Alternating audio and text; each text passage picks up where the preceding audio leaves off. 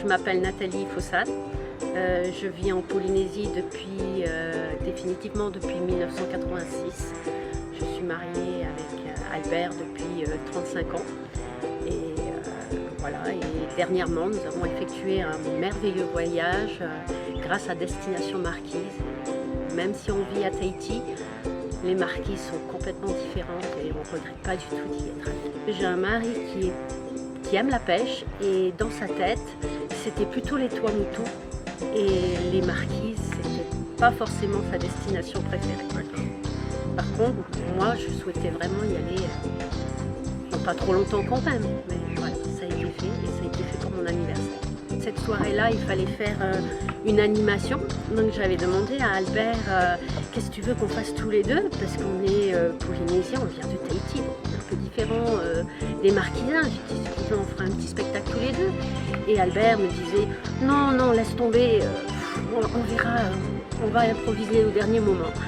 Et c'est vrai que là, l'improvisation, elle était totale et je m'y attendais pas du tout. J'étais très émue, très émue parce que j'ai vu que tout le village se mettait à chanter pour moi, alors que bon, ils ne me connaissent pas plus que ça.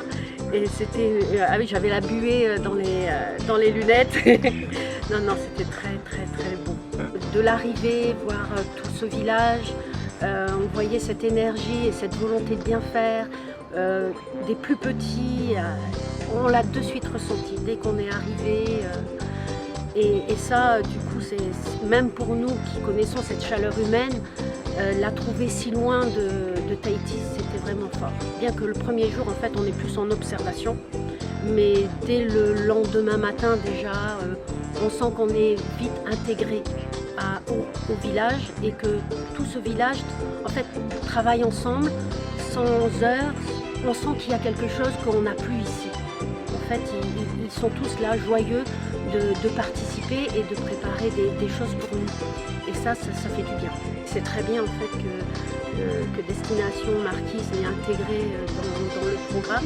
En fait, on était ravis d'apprendre le tressage et puis après de se dire que on laisse lors de notre passage, on était capable de faire quelque chose aussi pour eux et de participer donc à une toiture. Ça peut paraître tout bête, mais quelque part c'est chouette. En fait, on est content de le faire, d'apprendre des nœuds, des tressages. Ils ont une vraie humanité, ils sont vrais et ils donnent beaucoup. Et voilà, c'est surtout qu'ils restent comme ils sont parce que c'est ça leur force et c'est ça leur personnalité. Et voilà, ils sont adorables comme ils sont.